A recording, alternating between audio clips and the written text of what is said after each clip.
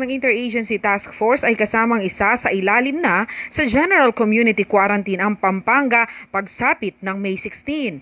Pero hindi pa umano handa sa lahat ng aspeto ang mga lokal na pamahalaan ng Pampanga para sa transition mula sa Enhanced Community Quarantine papuntang General Community Quarantine sa May 16. Bunsod nito na pagkasunduan sa pagpupulong nitong Miyerkules ng hapon ng pamahalaang panlalawigan at ng Pampanga Mayor's League na hilingin sa Interagency Task Force on COVID-19 na isailalim muna ang lalawigan sa Modified ECQ. So, majority decision, doon tayo sa Modified ECQ. Hindi muna po tayo pupunta ng GCQ.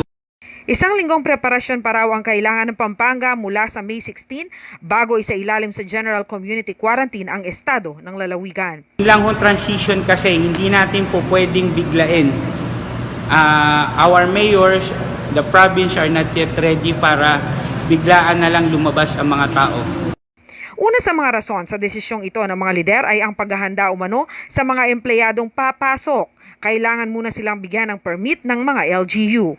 First, we need to prepare our constituent. Hindi po pwede na by 16 maglalabasan na lang po kagad. Lahat ng mga workers na gagalaw, tatrabaho after May 15 ay kailangan mag-secure lahat ng pass.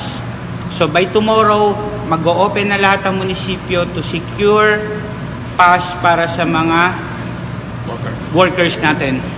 Ikalawa, wala pa rin daw na ibibigay na malinaw na ruta ang Land Transportation Franchising and Regulatory Board o LTFRB sa mga papasadang mga sasakyan.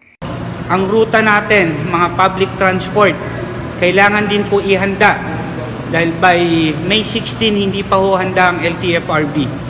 So by tomorrow and Friday, pipilitin ho natin na mailabas nila yung mga rota o yung mga papayagan lang po nila dahil marami rin pong requirements na hinihingi.